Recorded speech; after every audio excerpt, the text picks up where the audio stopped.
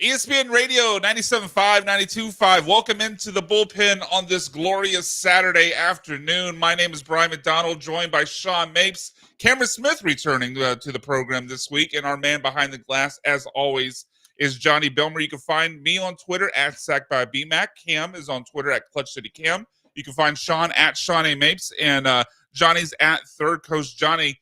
Gentlemen, it's been a few days since the trade deadline has passed, but I wanted to quickly get our thoughts on what the Texans didn't do. They did make a trade trading away.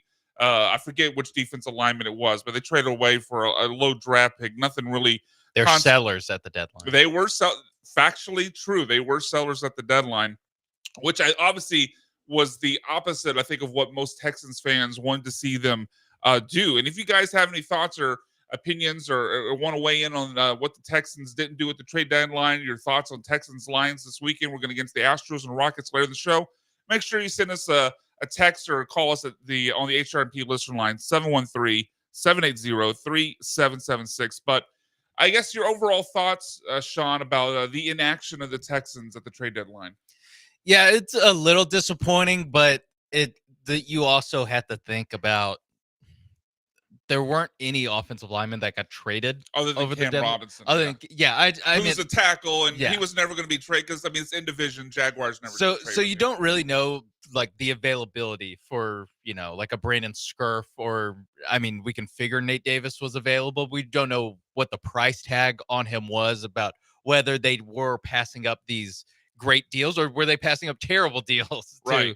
There's a lot of unknown here. Yeah, to trade for these guys. So I think with that in mind, it really just depends on how badly before the deadline you would have wanted the Texans to pick up a receiver or a player in the secondary. That to me is really the barometer for how disappointing you can be, because those guys are generally more available, and they were more available this year. I wasn't. I was more full steam on offensive line. You're not going to win anything with this offensive line, and now now with Nico Collins back, you are at. I'm not going to go full Dana Brown and saying you're adding Nico Collins at the trade deadline. Please don't. But someone's going to say it though. But someone's going to say it. But it does. Nico Collins coming back makes wide receiver less pressing of a need than it was on Halloween when you're trotting out there Tank Dell, Robert Woods, Xavier Hutchinson, John Mechie. Yeah, I get it. I feel like offensive line is probably one of the harder positions to try and trade for midseason, because even if a team is bad, they're going to want to hold on to those decent offensive linemen for the future. And honestly, I didn't hear any names even come up as far as possible, like offensive linemen. But as far as receivers for the Texans, I know Nico's coming back, but we've seen this with wide receivers for the Texans. They're healthy, and then one goes down, one comes back, one goes down. Now you're out Diggs. And obviously, Tank Dell's history with health can be somewhat of a concern. And some of these receivers we saw getting traded did not go for very much. Like Mike Williams, the fact that he went to Pittsburgh for just a 5th-round pick, I definitely think the Texans could have gone after him. But yeah, and that's where my frustration lies. Because I kind of share your sentiment, Cam, what you said about the offensive line's not getting traded. I don't think it's super realistic. Now, we did see Cam Robinson come in, get traded, and then play for the Vikings 4 days later. So it's not impossible. But offensive line, especially since the problem with this offensive line, I think for the most part, outside of Kenyon Green, hasn't been a lack of talent. It's been a lack of communication. And you're bringing in someone brand new who might not even know the system, doesn't know the playbook. He's got to get to know his teammates. And your problem was communication. I don't know if it was realistic to be able to fix that offensive line need through the trade. Where I do have frustration is with the other two positions Sean mentioned, with wide receiver. You mentioned Mike Williams goes for a 5th. We saw Deontay Johnson get traded from the Panthers to the Ravens for a 5-6 swap. Amari Cooper didn't go very much. I would have liked them to go out and see them pursue either Jacoby Myers with the Raiders or Darius Slayton with the Giants. Neither of those teams are going anywhere. I have to believe if you would offer them a 5th, you probably could have got either one of those players. So I think there was an opportunity there at wide receiver. I also think there was an opportunity in a need in the secondary, because I obviously like Stingley. He's elite.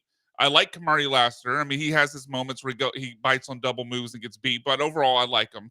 The problem is Jalen Petrie is just awful in man coverage on the slot. We've seen that week after week. He got burned in the Jets game. Downs took him on a deep crosser in the Colts game the week before and burned him deep.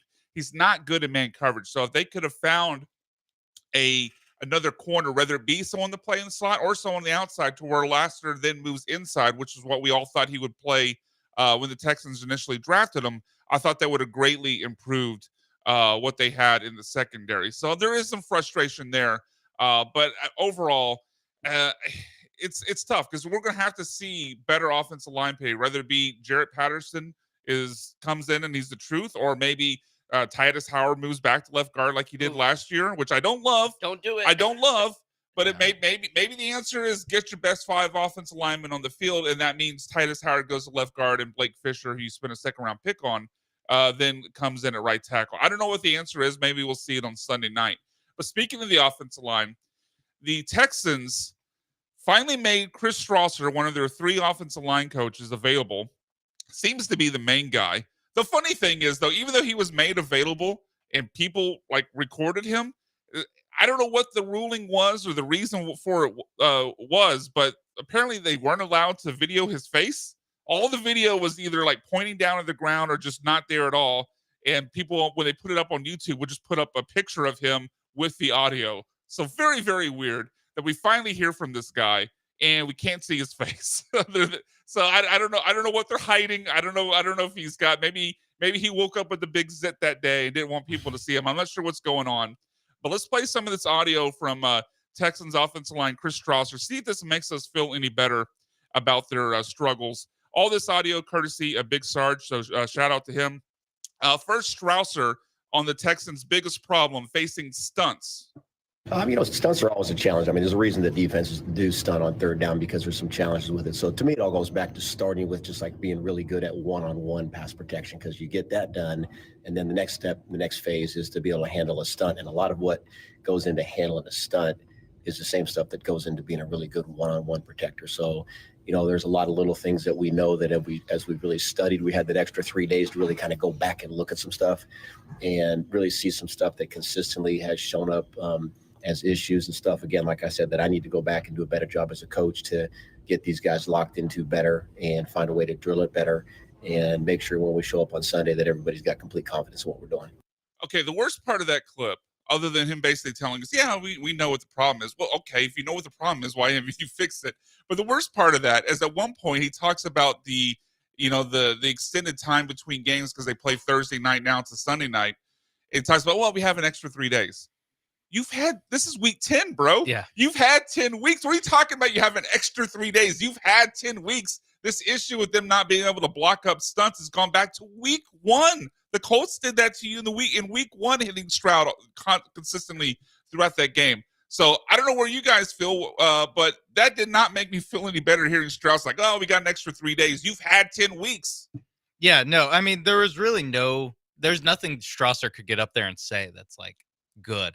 There's nothing, because like you said, the problem has been a thing for the entire season. So we can't go up there and be like, you know what, Big Sarge, didn't even occur to me. Yeah, you're right. It's the stunts. God. Hashtag Strausser. I knew we were forgetting something. All he was going to get up there and say, yeah, we have to be better. We have to coach it better, whatever. We have to communicate better. That. He said, yeah, we got an extra 3 days. The extra sauce he added onto it made me feel worse. No, it just, honestly, I don't even know why he spoke. It's good. He was requested. He had to. Yeah, it's good for the accountability, whatever aspect of it. But maybe D'Amico was tired of answering offensive line questions. You know what? I'm not throwing this dude to the wolves. I'm tired of answering these same questions every single week. Hey, Chris, you go take the bullets. I mean, maybe, and he sure did, because I don't know if anyone in Houston's oh, okay, thanks, Strausser. Oh, yeah, you know what? You brought up some good points. Yeah. All right, let's hear another one here. Chris Strausser believes in his guys.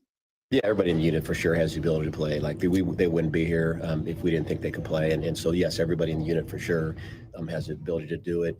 There's always going to be some challenges on third down stuff, I think, across the league.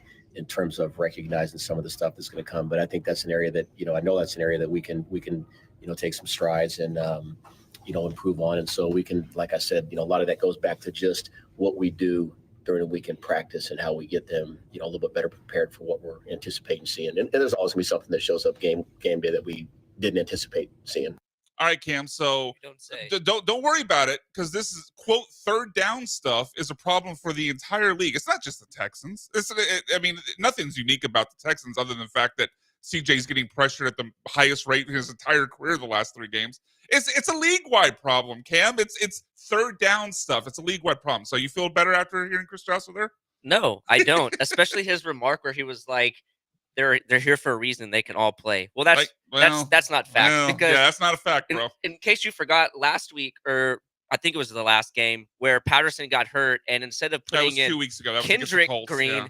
you brought back in the benched Kenyon Green. Yeah, it was So against what the does Colts. that tell you about if they can actually play or not? The fact that you brought back in a bench player over a guy that hadn't played yet. So no, that statement and comments did not make me feel any better about the Texans O-line situation whatsoever. All right, let's squeeze in one more. Chris Strausser doesn't sound like he's going to budge from his philosophy. The scheme it's I believe a proven scheme. It's been used in this system for a lot of years. And so to me, it always goes back to, like, I always come to work in the morning and know that whatever shows up on tape goes back to me. And so that's my starting point, is how do I do it better and how do I get this unit to play better and all those things. No worries, guy. This is a proven scheme. It's you know what this almost feels like? This feels like a guy that's just running his scheme and doesn't matter the personnel he has. Like, well, this is a proven scheme, so even if it doesn't fit my personnel, damn it, this is a proven scheme. You guys are going to run it anyway.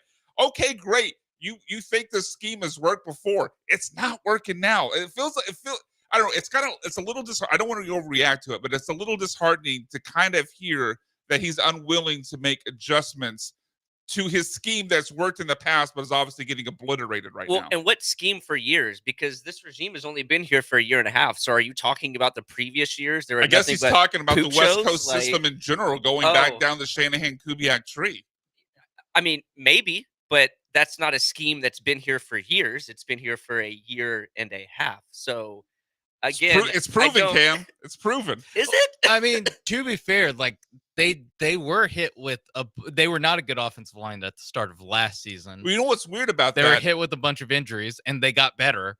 And now, but it was flipped. Like last year, they pass protected decently, or not the start of the year, but after like week 3 or so, they pass protected pretty decently, but they couldn't move the ball at all on the ground. Like they couldn't run block. This year, it's completely flipped. Yeah, and until Kenyon Green got hurt 2 weeks ago, they were dealing with the 5 offensive linemen that they thought they were going to have the entire season. Yeah. Like they were extremely healthy along the offensive line. Until CJ Stroud took out Kenyon Green and Yeah. finally got one back. Yeah, until they had to bench Kenyon Green. Yeah, briefly. And then he had to come back. So there is an element of, well, if the philosophy isn't fitting the players, but it fit it better last year when you're sliding in George Fant and Michael Dieter and having to shuffle rookie Drew Scruggs and Jared Patterson. Out of position. Like Drew Scruggs out of position. Like he was playing left guard last year. Yeah, you're having to mix and match all these guys, and now it doesn't work with the group that you expected to have. Let me throw something at you before we go to break. So a local guy here covers the Texans, Dylan Delgado. I'm not super familiar with his work, but covers the Texans for Texans country. He's reporting that the Texans have decided to make an O-line change. They're moving Drew Scruggs to left guard and Patterson to center. So what do you think about this if they go ahead and make this change? Let's carry that over to the break, and we'll also get into some Texans Lions and talk about Nico getting back. Don't go anywhere. The Bullpen on ESPN Radio 97.5 and 92.5. We'll return in 3 minutes.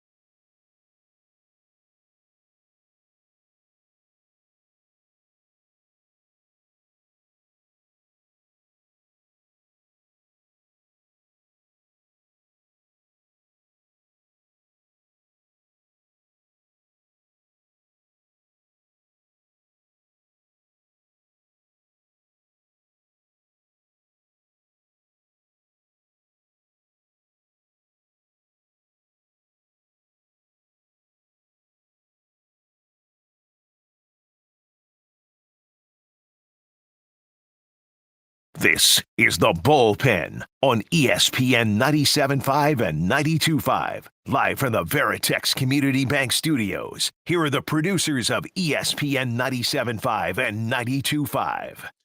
ESPN Radio 97.5, 92.5. Welcome back into the Bullpen. I am Brian McDonald, joined by Sean Mapes, Cam Smith, and Johnny Belmer. And if you have any thoughts on what we're talking about with the Houston Texans, hit us up on the HRMP listener line.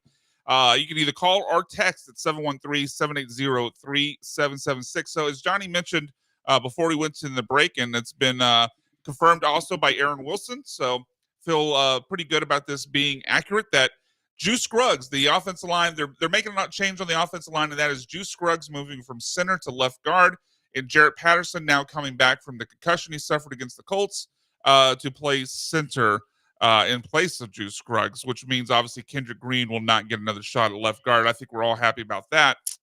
And I think what I like about this, other than the fact that we get the Greens out of the game, we don't have Kenyon Green, we don't have Kendrick Green, no offensive lineman with the last name of Green. Beyond getting them off the field, this is what they did last year. And so they've got experience with this group. Maybe that helps communication, but bigger than that, and actually involving communication as well. And I know, like I've heard from DJ Bieniemy, who joins us twice a week here on the station, Texans reporter for ESPN. I know he's talked to guys, and they believe Juice Scruggs was calling protection well. And I know from also those conversations with DJ that in this West Coast system, it's always the center that calls the protection calls, that sets the protection. It's not the quarterback. That's just the way it's done in the Kubiak-Shanahan system. That's the system. It's worked for years. The system that's worked for years, damn it. But I mean, look, the Texans pass protection last year, other than the first couple weeks, was pretty good. And who was the guy at center? It was Jarrett Patterson. So maybe beyond getting the Greens off the field, you switching up the guy calling the protections. They've obviously defended Juice Scruggs. They believe in him. They spent a second-round pick on him, and he was a center in college at Penn State. But maybe part of this is changing who's calling the protections at the line. Now, Jarrett Patterson, who did it last year, who seemingly did it way more successfully.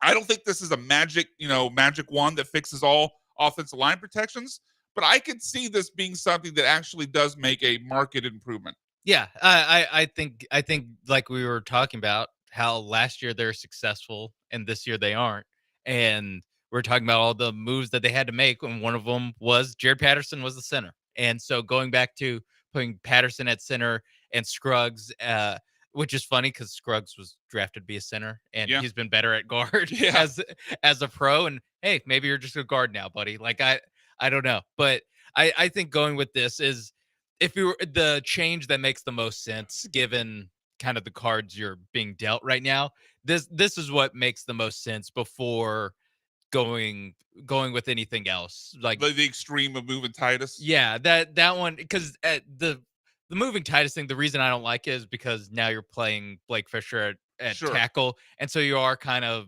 getting. I feel like you're getting weaker with where Titus Howard plays, because Titus Howard's a better tackle than he is a guard, and now you're putting in a complete question mark rookie at tackle. So you're really kind of getting. You're kind of weakening two spots. Or it's or weakening two players. There's no way that you're good at two spots by doing that. This one, there is a way that maybe there's just some alchemy here that works. No, I mean, I completely agree with what Sean is saying. We've already seen the Howard to guard experiment. It doesn't work, and they've done it multiple times. So we talk about consistency and communication, like the constant flip-flopping between guard and tackle. That's no way to lay out consistency. And then on top of that, putting in Blake Fisher, a rookie, on an O-line that's already been consistently shaky this year just doesn't make sense. So this move of making Patterson at center and Scruggs at guard, I think that's the best thing that they could have done. Absolutely. So let's switch gears over to this Texans-Lions game and start first off with Nico Collins, who I thought when they activated him to practice on Friday, that was kind of a sign that he was going to play. To me, like, if you weren't going to play him, why would you activate him? I mean, that's a roster spot. Why would you activate somebody if you weren't going to play him? But DJ Bieniemy yesterday, when he joined us on the Killer Bees, didn't really think so. He doesn't believe that the Texans would allow a guy who only practiced on Friday to then start on Sunday, which I get from a general philosophy, but to me, there's got to be exceptions made when a player's like of a certain caliber. Like if I'm the 49ers and Christian McCaffrey hasn't practiced all week, I don't care. I put him in the damn ball game. He's Christian McCaffrey. And not that Nico Collins is at that level, a wide receiver, but his importance to this team is I would rather take Nico Collins on one practice. Let's say he's at 85% versus having to elevate, Hutchinson and Mechie and Robert Woods up the depth chart. So I don't know where you guys expect Nico to play. Where are you at with what we're seeing here and the reports on Nico?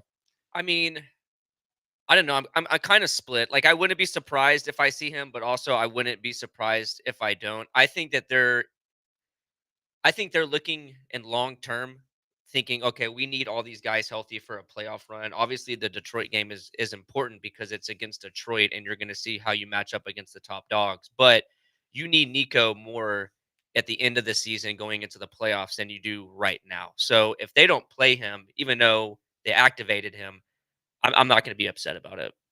Yeah, what you laid out with why would you activate him on Friday if he wasn't going to play? It's a roster spot. It could be to mess with Detroit. Yes, but to me, it's also. Well, hold on, but I mean, think about that though. Like, if the idea is only to mess with Detroit, I get the idea of the mind games of not knowing who's going to play.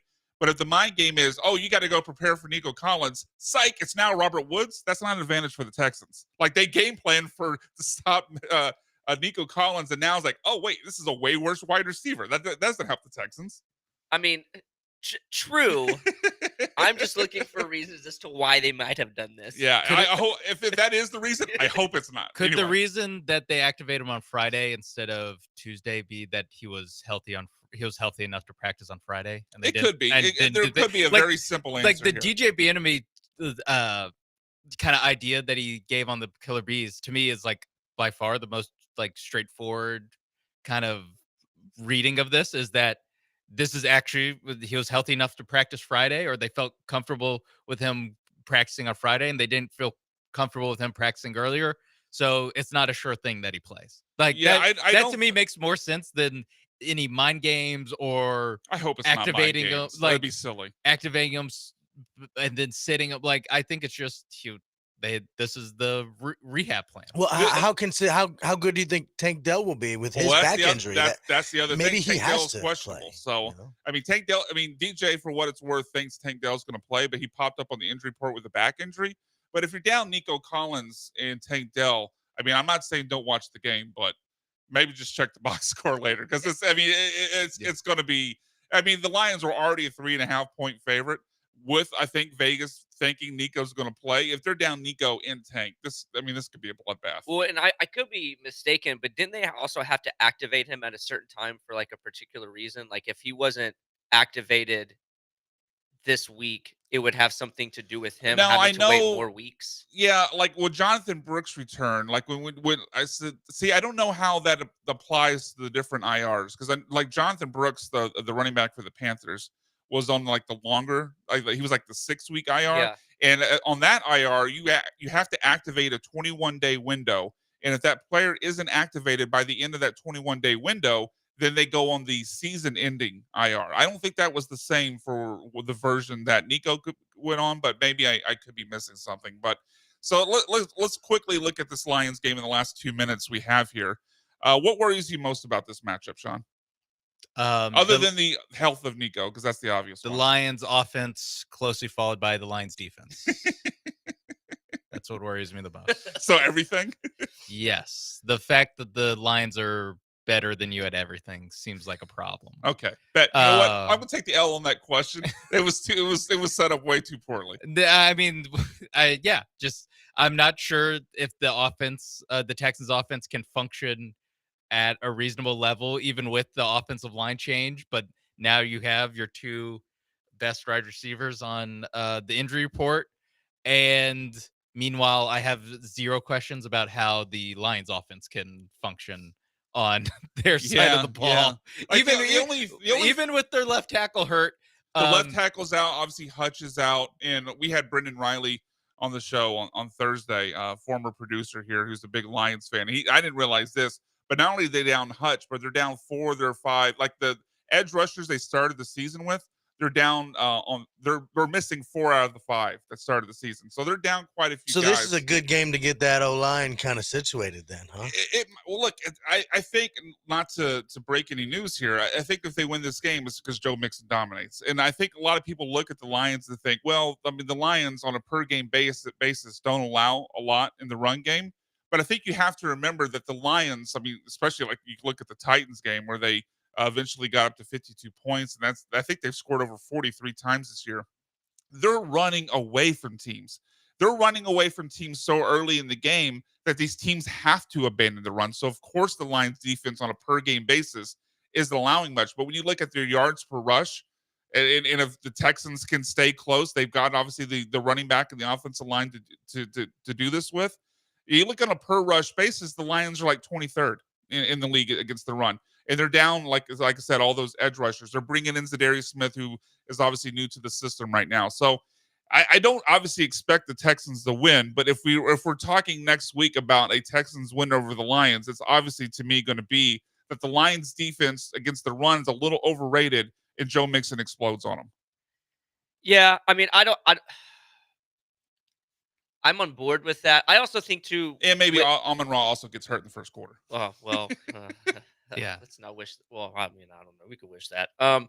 With the Lions defense too, though, is I know that when you look at like their rank for passing defense, it's going to be higher up there because teams are throwing on them. But with that, you can actually get away. Like they don't have a very good. They're kind of like the Texans, where you can get away with like some deep balls. Like they don't have that defense.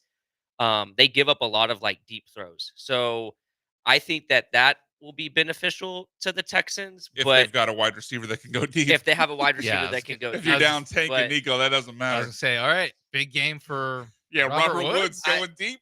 but Nah, I don't think so. yeah, to Sean's point, I mean, pretty much everything that Detroit has is better than the Texans. I mean, Oh, they're a far better team, no doubt about Detroit it. has arguably, if not the best O line, one of the best No, they have O the best. line Yeah, they have the best in the offensive league. line. Not to mention Jameis Williams, who is a huge deep threat, who was averaging like 22 yards per catch before he got suspended, is coming back. And he's exactly the receiver that you don't want the Texans to face, because we've seen all these receivers in all these games, even if they're not big name receivers, go off for one crazy long ass pass. Yeah, because like we talked about it earlier with like Kamari Lassiter and even Cam Bullock has done this, like the propensity to bite on the double move. Yeah. I mean, obviously Jameson's going to be a problem there.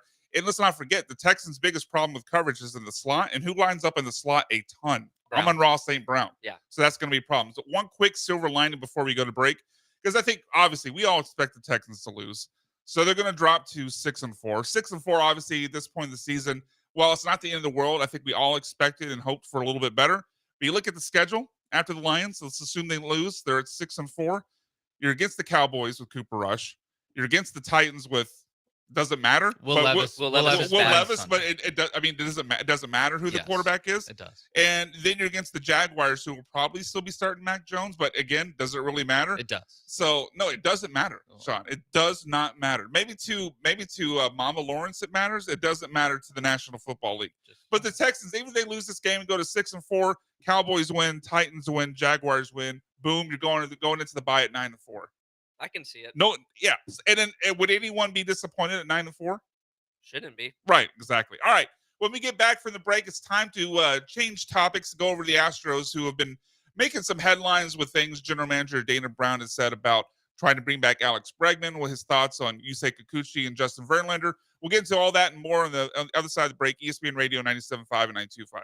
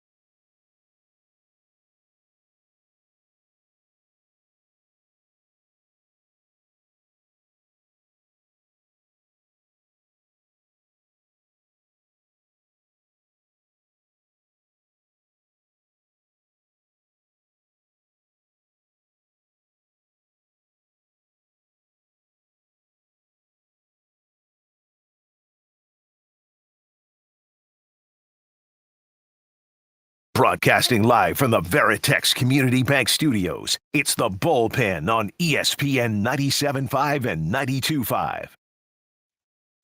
ESPN Radio 97.5, 92.5. Welcome back into the Bullpen. Brian McDonald, Sean Mapes, Cam Smith, Johnny Bilmer here with you. You can find us on Twitter. I'm at Sad by BMAC. Cam is at Clutch City Cam. Sean's at Sean A. Mapes. And Johnny Bilmer is at Third Coast Johnny. You can also hit us up on the HRMP listener line. We're about to switch over to the Astros, talk some Rockets next segment, but we'll still take your texts and comments if you have it. Give us a call or a text on the HRMP listener line, 713-780-3776. So as mentioned, going into the break, looks like Texas goes up 28-0. This game is over. The Astros are making some noise, making some comments, specifically General Manager Dana Brown, about their intentions this offseason as far as which players are looking to bring back. And I think we can tell. We're going to hear some audio from Dana Brown here in a second, starting with Alex Bregman, and then we'll get into some of the pitchers. And I think you can clearly tell very easily what their game plan is going to be. First, let's hear from Dana Brown talking about getting to talk to Scott Boras about bringing Alex Bregman back. We've had multiple conversations with Scott Boras. So, Alex has been great for this organization. We'd love for him to stay here. We feel like, there's a good chance we're going to get something done. And so the conversations back and forth with Scott have been quite interesting. So we're optimistic. Quite interesting. More on that in a second. But let's hear another one from Dana Brown on the same topic of Alex Bregman. He says there's no plan B. Our mindset right now is that he's not going elsewhere and that we want to sign him. So if he ends up going elsewhere, we'll cross that bridge when we get there. But I'm going into this offseason with the thought process that we're going to get Bregman done. And hopefully, we can do it. And as I said, the conversations with Scott have been productive. So you hear that conversation. They've had multiple conversations already. We're barely into November. They've had multiple conversations with Dana Brown and Scott Boras about Alex Bregman. You hear that there's no plan B. They're going into this offseason with the mindset that Alex Bregman is coming back. I don't know what this says to you guys other than he's coming back, but this kind of screams to me that maybe this is because of the pressure that we've heard publicly from Jose Altuve, but there feels like something from above Dana Brown coming from Jim Crane saying, you need to bring Alex Bregman back. This doesn't even really feel like Dana Brown, not that he's against it, but this doesn't even really feel like Dana Brown saying Alex Bregman's who we need at third baseman going forward. This feels like it's a team mandate. Alex Bregman is coming back. Yeah, and like in years past, where other big names like Correa and Cole and Springer, there was always the talk of we want them back. Right, the language was different. The language, and obviously there's a different general managers for a lot of those players. But the fact that he's saying we expect to get something done and we don't expect him to go somewhere else because of that language, I'm feeling good that they're going to bring Bregman back. But language is language. I mean, at the end of the day, like you saying talk is cheap, Cam? Talk is cheap, and with Alex the Astros, Bregman isn't. sometimes, yeah, with the Astros, Damn right. With the Astros, it is, and Bregman. Alex Bregman needs to make a T-shirt that says that talk is cheap. Alex Bregman isn't. So, but yeah, I mean, like I said, it's more positive talk than we've heard with other big names that have left. So I guess that's a good sign. I think this is a little bit of Dana Brown, just like always being sunshine and rainbows. There is an element of you really can't take Dana Brown at his word. He just talks the talk sometimes. Really, what is he saying? Like they have a good chance to sign Alex Bregman. Like that's to me not that meaningful. Like the GM saying we have a good chance. It's like okay, like I'm sure if you ask like the Mets or the they also think we have a good chance at Juan Soto. Like everyone has a good right. If you're willing to like spend the money and or at least like entertain spending that kind of money, like you have a good chance at baseball. Because there's 20 teams that are just like never gonna spend that kind of money. Right? Yeah, at least the third of the league would never spend that kind of money. I'm mostly with you because Dana Brown has shown a proclivity for just talking out of his butt sometimes. But the language of we expect to get him back and like there's no plan B. Oh man, Texas is Billy Napier. He might have to walk back to Gainesville. This is going very poorly. That throw's not on him. It might throw's not on him. It might be 35-0.5. This is whoo. hook That- 'em. that- Damn. All right, Sean and I are not sweating this during the Florida's show. quarterback just threw a pass Oh where my it looks God. like he pressed Like a the wrong Bryce Young. button. Yeah, he Oh, pressed the wrong button. He pressed the wrong. deflected at the line. Deflected at the line. Okay. But it looked like he pressed the wrong It button. looked like he pressed the wrong button. He's like, I pressed B button. A was wide open. Damn it. I had to Yeah. streak down the seams and I dumped it off to the flat. But yeah, Texas is putting it on Florida today. But I just think this one feels a little bit different, transitioning back so smoothly.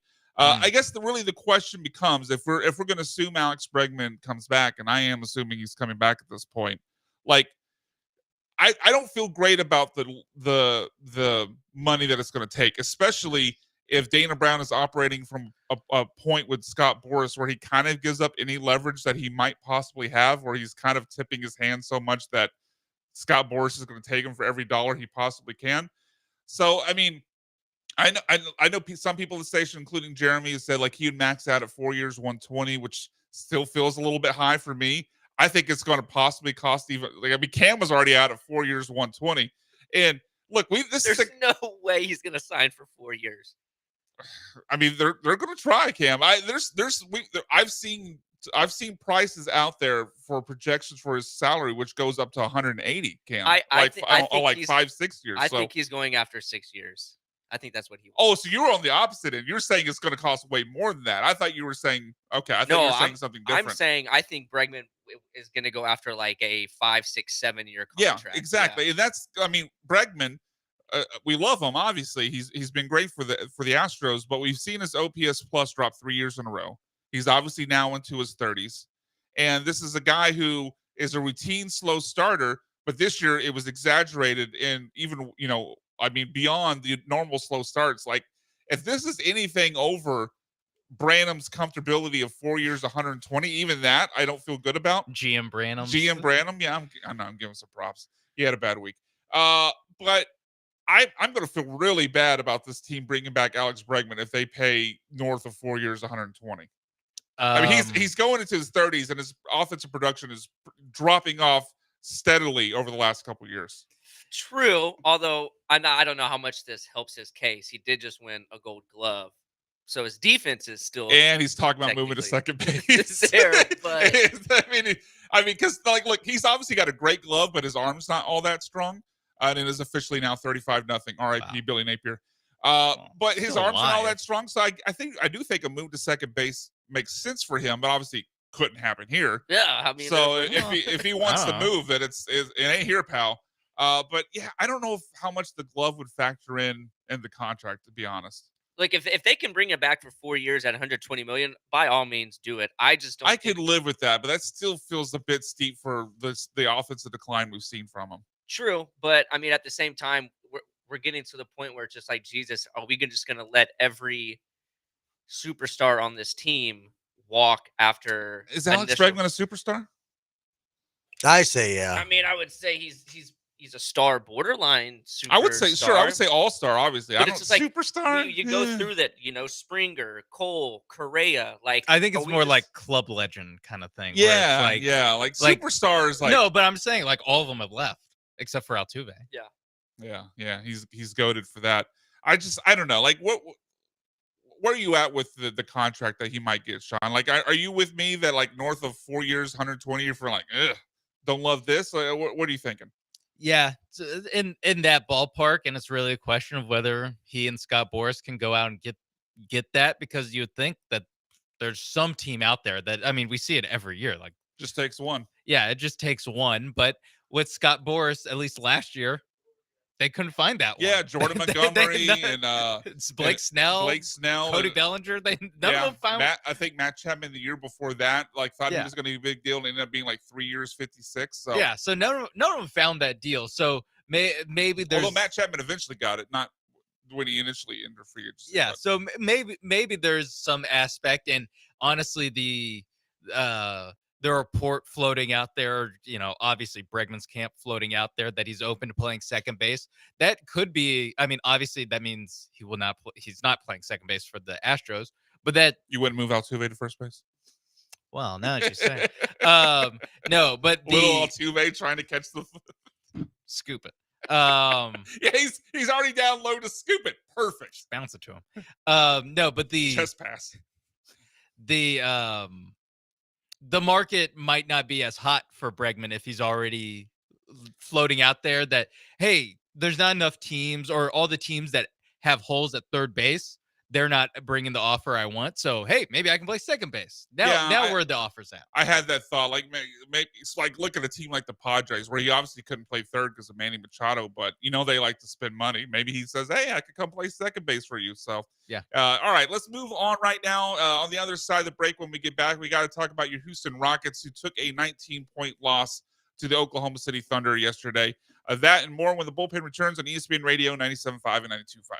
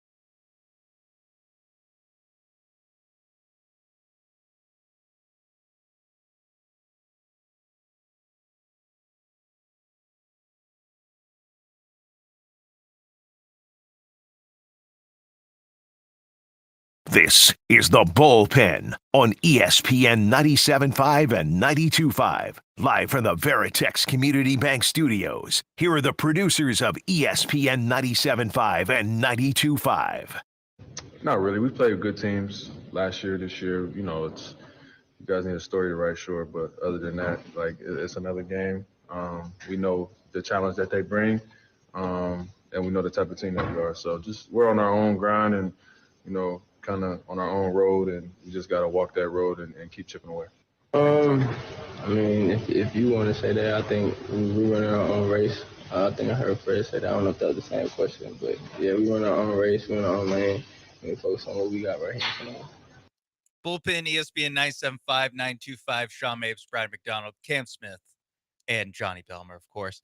That was Fred VanVleet and Jalen Green asked about playing against the Oklahoma City Thunder on Friday night before the game, whether it was a measuring stick game for this team playing the best team in the Western Conference.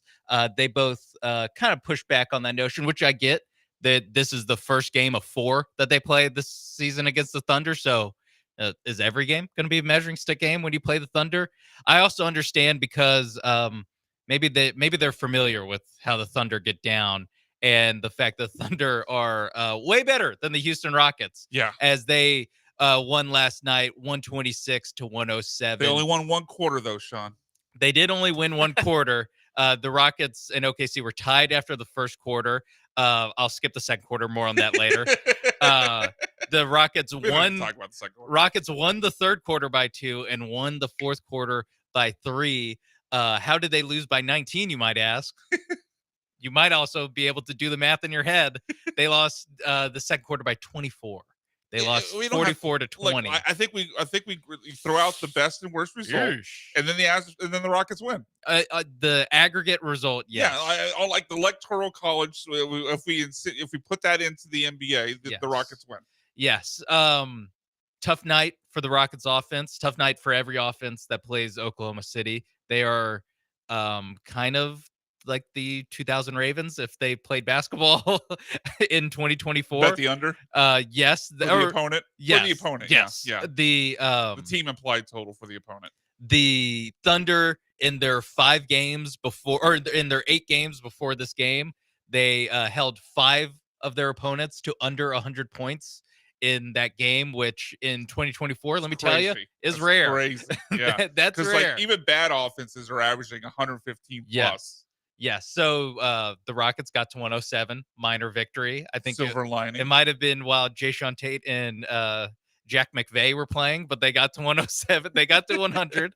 Doesn't matter, Brian. Does that win anybody nuggets or a Big Mac or something? Doesn't matter. Brian got to 100 points. No, but it was a game where you really see the difference between, what the teams at the top are doing and what the Rockets are. You see the difference between the best player on offense for the Rockets for most of the season has been Jalen Green, and the best player on the Thunder this season and last season was Shai Gilgeous-Alexander.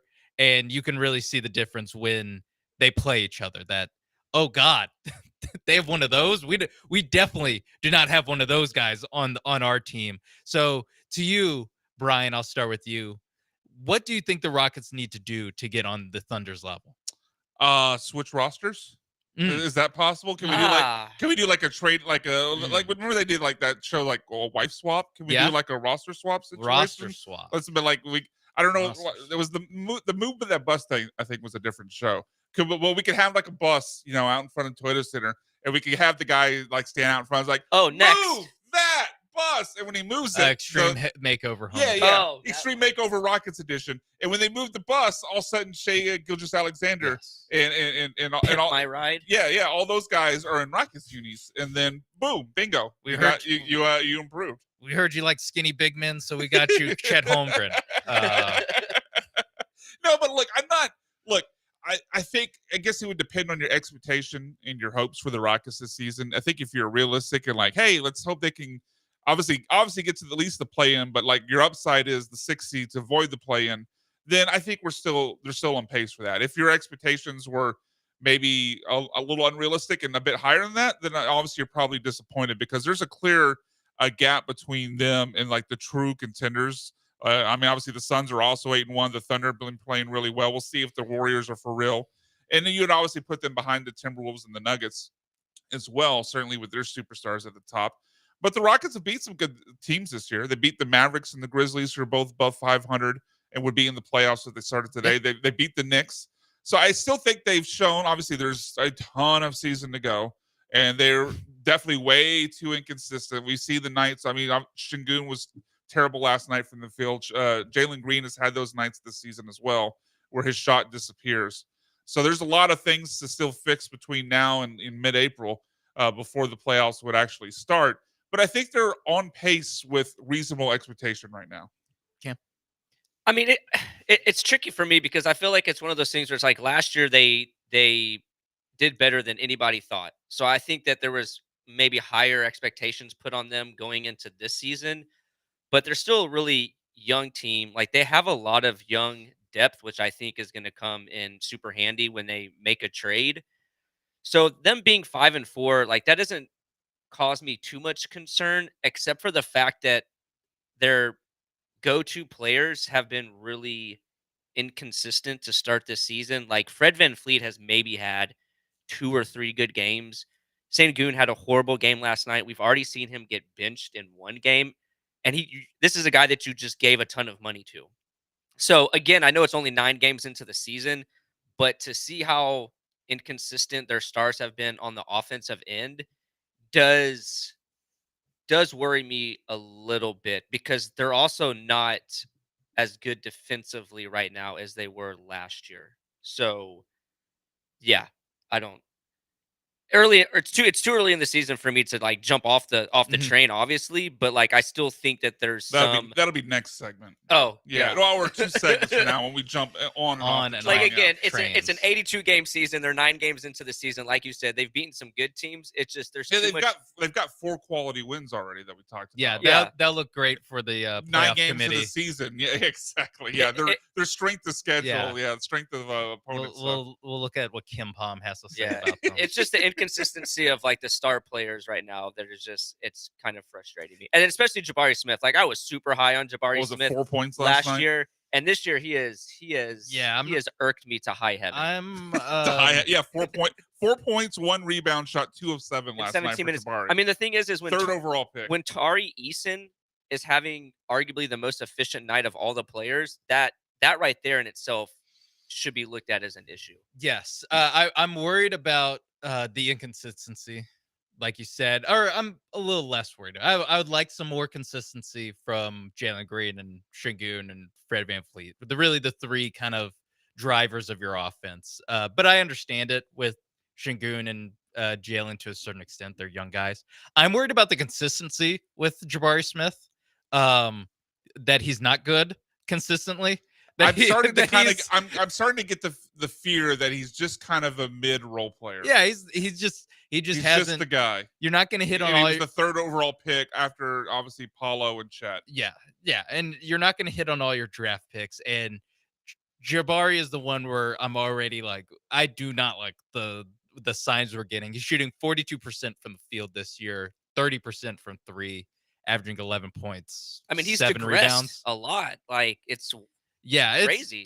It's just he hasn't really found it so far this year. And like you mentioned with Tari Eason coming on, really this entire year, he's been incredible. That to me is something where I'm surprised that Ime Udoka has made a lot of moves. I mean, like you said, he benched Alperen Şengün to close out The games fourth this quarters, year. yeah. He did it last year with Jalen Green a bunch. I'm a little surprised that we've only had, I think, the one time against the Warriors where they closed with Eason instead of Smith in the closing lineup, and that was obviously like Tari Eason's best game as a pro. So if there's any game to do that, that's the one. But I do wonder if the move to really take the Rockets starting lineup to another level is to switch Tari and Jabari. It'd be interesting about how far into the season they'd be willing to do that. I think you're right in that Udoka seems to be more aggressive and Yeah. willing to make He's make trying the to win switch. games. Right. He's not just trying to develop guys. He's trying to develop guys while winning games. Yeah. The only thing I would say is like this team, and this is something we talked a lot about in the preseason, about how many guys this team has that need to get minutes, and how we saw Cam Whitmore get sit down to the G League. to the G League. So there's obviously one guy being removed from the situation Course 6 for now, the minutes. probably. Sorry? Course 6 now, probably, or Yeah. is he still course 7 in the G League? Yeah, I don't know. Yeah, like I've heard some people try to make it like a core 9, but that's ridiculous. But Who are they but putting in there? I know, but to that point, like this is the interesting line I think there is to walk with Jabari, right? Because I think eventually, if you have the concern about the logjam minutes, eventually you're probably looking to deal one or two of these guys to kind of to reduce and to be able to get everyone like the guys you just- really want the minutes. But if you like If you completely move Tari in and say, Jabari out, then you're also killing his trade value. But then if he continues to play poorly, he's also, I don't know. There's a line to walk there. We're trying to make Jabari look good, so then maybe you could move him and then consolidate the minutes for the guys you really want to move forward with. Yeah, I mean, just there will need to be some sort of consolidation, or at least like all these guys aren't going to be on the Rockets in 5 years. Like that's just obvious. Of even if they're all awesome, like you're not going to be able to sign them all to their next contract. Like we saw Jalen and Alperen Şengün's contract were both over $30 million a year. Do the math on what $30 million a year times 7 is. That's way above the NBA salary cap. So yeah, you're gonna have to figure something out with these guys, and I do think that it's gonna be this year is a lot about figuring out the core 7 and figuring out the hierarchy in that group. Yeah. Well, I mean, because the thing is for me is like, Shepard's probably not going to go anywhere because I feel like you essentially drafted him to take over Fred VanVleet and to back up Jalen Green. And then I think Amon Thompson, because he can play that 2-3-4, I think he's relatively safe. But yeah, I mean, honestly, he's more. He's just good. Yeah, Amen's been great. Yeah, there's a case that when I was bringing up replacing Tari or putting Tari instead of Jabari in that starting lineup. You might put Thompson in there at the 4. And he played some 4 last year too. So he obviously has the positional flexibility. All right, we'll have to get out here on the other side of the break. We're going to talk college football. Before we get out though, I want to let you know about something cool coming up here with the station. Join us on November 11th from 6 to 9 p.m. For the tailgate presented by Verizon. The tailgate is a celebration of Houston sports and the fans that cheer them on. You'll savor sports-inspired bites from top Houston restaurants, including Big City Wings, Loro, Pizza Aro's Pizza, Uchi, and many more. Plus, sip on premium cocktails, bid on memorabilia, and enjoy plenty of game day fun. Upgrade to VIP to meet and greet with Texans legends Brian Cushing and Travis Johnson, courtesy of Verizon. Tickets include all food and drinks, so get yours now at tailgate.culturemap.com. and use promo code ESPN for $10 off any ticket type. All right, other side of the break, when the bullpen returns, we talk college football. Don't go anywhere.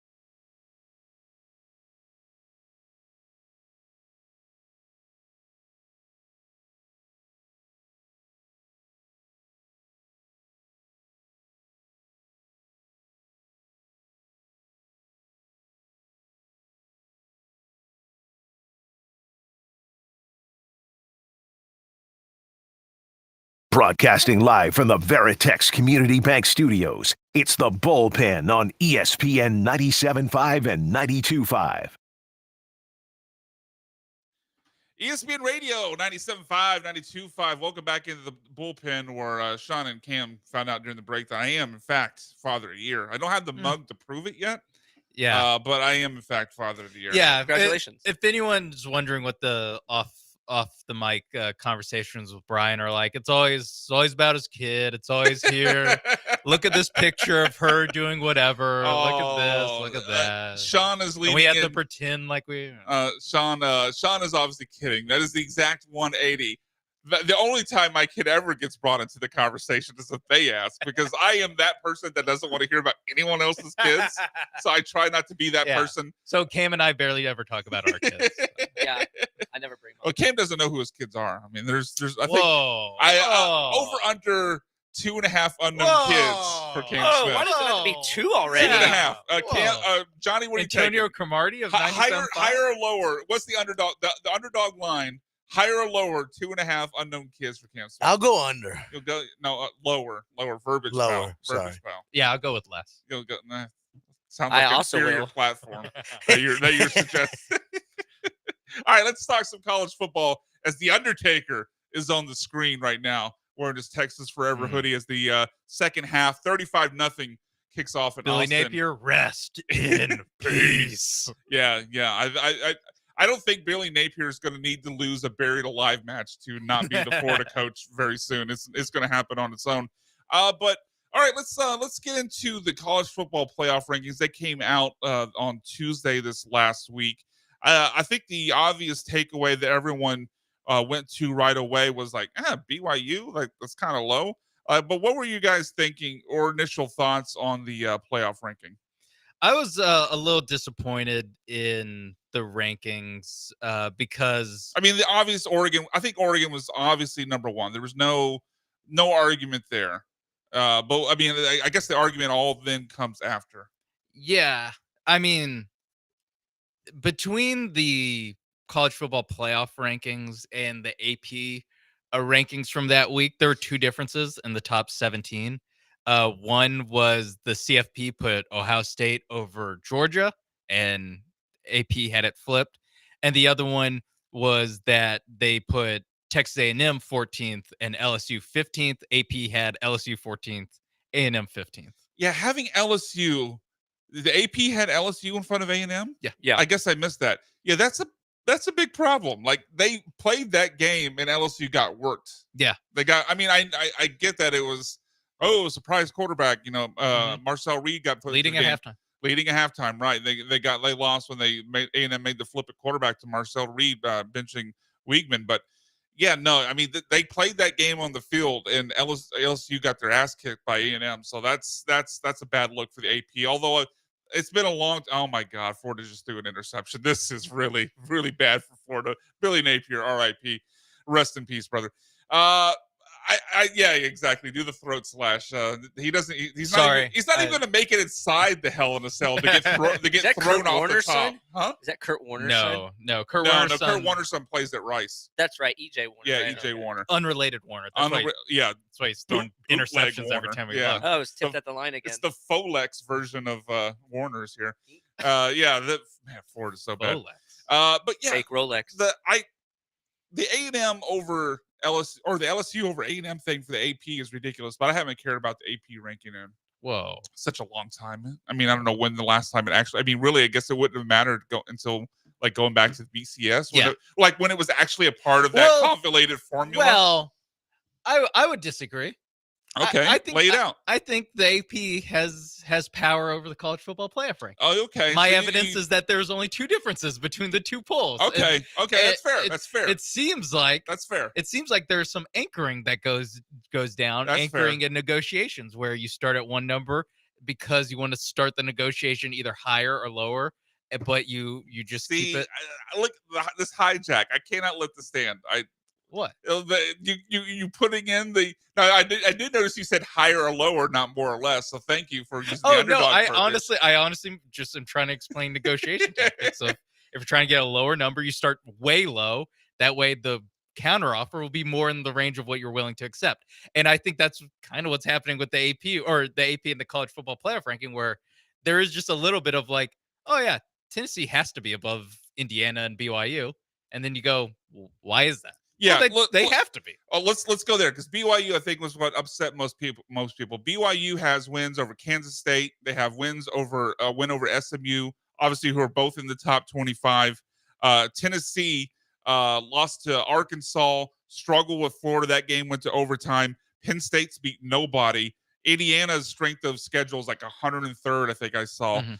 I don't look now. It doesn't ultimately matter because when they actually make the bracket, as we saw the projected bracket based upon these rankings, BYU still gets moved to the 4th spot as a conference winner. But the idea, like I would put BYU, like I wouldn't put them above Texas, but I'd move them from 9 all the way up to 6. I don't know what you guys feel about that, but to me, they've got a better resume than Indiana, Tennessee, and Penn State. I thought that was the biggest error in this first college football ranking. Yeah, the BYU ranking is the biggest kind of eyebrow raiser. It's not shocking that the committee puts a bunch of SEC and Big Ten teams ahead of them, but there is a little bit too. If you actually look at the resume, like they have a win against SMU, like at SMU. Yeah, the same SMU's SMU the only team, loss. Yeah. the same SMU team that's ranked 13th, whereas Tennessee has a win at home against Alabama, who's 2 spots ahead of SMU. So Right. they are on SMU greater sign Alabama. they're Yes. at least like on the same level of win, and Tennessee has a loss that BYU does not have. So they're I at least against Tennessee, and then also Penn State, but Tennessee's the kind of easier example because their best wins are right next to each other in the polls. That there's a little bit of I'm not sure, but the good news is that Tennessee plays Georgia later this year. Indiana plays Ohio State later this year. Yeah, a lot of this will take care of itself. Alabama's going to play LSU, and the loser of that's going to have 3 They're losses. out. Yeah, loser's out tonight. Whoever loses Alabama, LSU. I'm not 100% certain, but it should be. Because they could still win the conference? No, they'll be out of the conference. You think they could be? You could think they could get in as a 3-loss at large? Alabama is the number 1 ranked 2-loss team. They're ahead of 4 1-loss teams. God, yeah, they're ahead. I mean, they're ahead of Boise State, but that doesn't really matter because Boise State would get in as a conference winner. But I mean, they're ahead of SMU as you mentioned. I mean, they're ahead of Iowa State. They're ahead of Iowa State. Iowa State, unless they win the conference, I think is out. Yeah, I mean, after that loss to Tech, I think they're out unless they win the conference. And if enough 2-loss teams or 1-loss teams or 2-loss teams and 2-loss teams become 3-loss teams, Alabama's going to be the best 3-loss team in the nation. You might not be wrong. If there's a 3-loss team that gets in, it might be Alabama or LSU. I don't know if you guys will agree with this takeaway. And Texas has scored again. It is getting bad there in Austin. Well, good from Sean and I's perspective. 42-0 for Texas over Florida. All sad Florida fan footage injected into my veins. That's hilarious. That was actually Paul Gallant. That was. Who's he rooting for in this game? You think? Because he Florida. He identifies himself as but he's like he is rooting for. I mean, because it's so bad for them right now. I thought he might just bandwagon onto Texas. No, well, he's also it's a long story, but he's also mad at his Texas friends. So that's right, because someone took a photo of him doing horns down because he's a hashtag fake fan. No, I get my other takeaway from this besides the BYU slight is that with the Clemson losing game and then the Iowa State loss, and with what you mentioned about Alabama, this feels like there's going to be a pretty narrow path for either the ACC or the Big 12 to get a second team in. We're probably looking at one team from both. Yeah, ACC has a chance if SMU wins the conference and if Miami goes undefeated until the ACC title game. So there's a little bit of the college basketball a narrow path there. Yeah, college basketball style bid stealer there.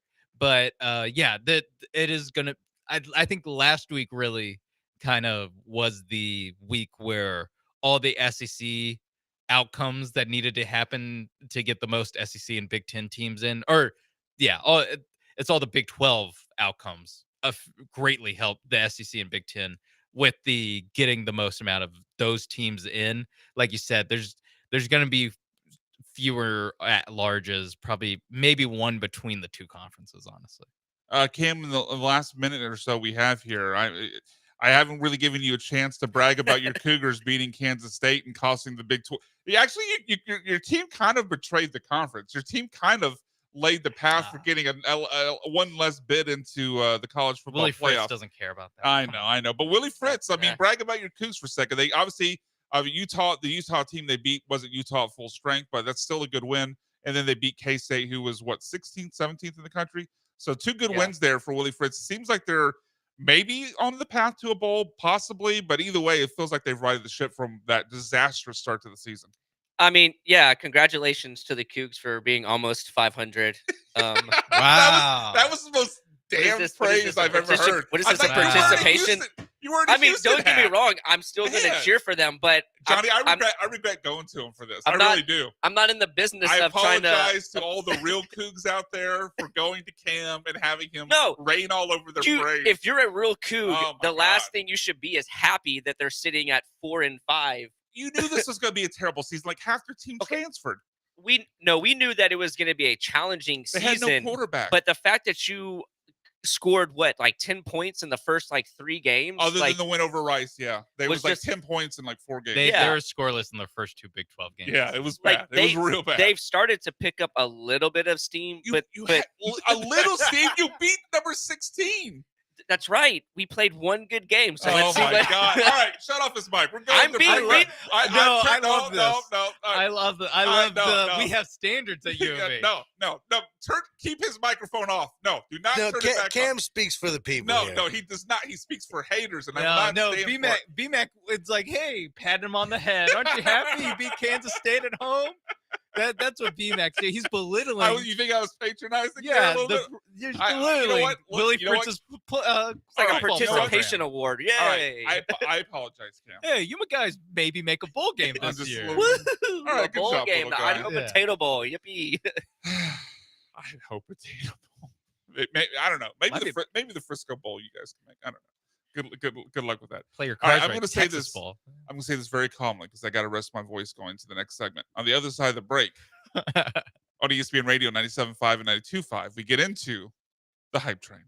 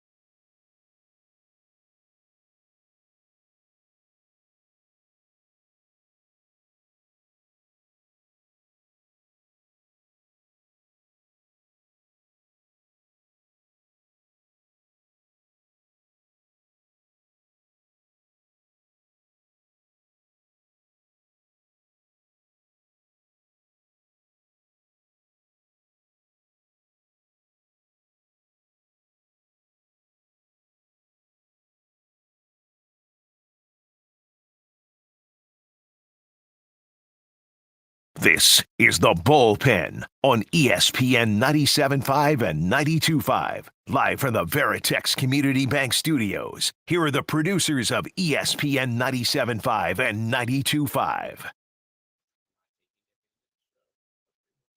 Welcome in, ESPN Radio 97.5, 92.5. I scared Johnny Belmer, Cam Smith, pissing in his pants because it's time for the hype train. No, I didn't. I don't know. No, I didn't. Look, I see a little puddle, Cam. I'm No, not saying it's pee. I Stop just looking see down there. I see a little puddle. That's all I'm saying. All right. So these are our best picks of the week. I mean, winners are picking on underdog. Maybe gentlemen of a lesser standard are betting on price picks. I'll let you guys make that decision. But these are our underdogs of the week, are our prize picks of the week. And are we buying into the hype for these players this week? I will start it off. One of my underdogs this week, Tyler Algier of the Falcons, going up against New Orleans. He's obviously the backup to Bijan Robinson, but he's facing New Orleans in a game I think the Falcons are going to control. They're going to be ahead early. They're going to be able to run the ball late because they are ahead. And the Saints right now are the second worst team as far as schedule-adjusted points allowed to the running backs over the last 5 weeks. His underdog line is higher or lower, 37.5 rushing yards. I mean, Tyler Algier is a rookie. Before Bijan got there, was a 1,000-yard runner. We've seen him have, I believe, 200-yard games this season in similar situations where they're up big. So let's rest Bijan. Let's get Tyler Algier in the game. So give me higher than 37.5 rushing yards for Tyler Algier. I am on board. I'm also on board. Also, he's on my fantasy team. So, yes. Are you playing him? Yeah, because this is like a 14-man dynasty league, so it's psychotic. So like, rosters are it's stretched. crazy. Yeah. Yeah. All right, Sean, who's your prize pick? I mean, it's no underdog, but Saquon Barkley, more 110.5 rushing receiving yards against Dallas. Oh, okay. Okay, yeah. When you first said 110, it's like, man, that's a high ass rushing line. But okay, rushing and receiving. He's gonna get some work on in the pass road, game. It's a big favorite, and he's gonna get a lot of work in the run game as the Eagles are salting away the game in the third quarter when they're up big on Dallas. I would probably say lower if it wasn't for the fact that Dak's out and they're going to be ahead big, and like you said, they're going to have to salt the clock. My thinking is that Saquon Barkley is a big reason why they're salting away. I'm with you. I'm going to go higher on that. I would. You're just saying the devil's advocate. Yeah. Always advocating for the devil. Yeah, that's me. Devil's advocate. I mean, right here, number one. Name one thing he was wrong about. Cam, what are you taking on that? Well, I'm not sure if this was supposed to be a NFL prize pick. You can go wherever way you want. I went college. You want. All right, I'm going Dylan Gabriel, Oregon, over 283.5 passing yards. He's had over 290 his last 4 Maryland? games. Yeah. Marshall. No, was Maryland. it Maryland? I think it's either one. Marshall, Maryland. I know. Merriweather. I know where you're doing. It's MAR is the abbreviation on. That's all I needed to see was that the fact that he's thrown over 290 yards 4 games in a row, and it was an MAR team. I guess so the only thing you worry about there is because it's Maryland, Marquette, Marshall, whoever, that Oregon is up so big. If they get up because of running, then maybe does Dylan Gabriel not even play the fourth quarter if it's a blowout? I guess that's the thing you worry about. What was the line again? 283.5.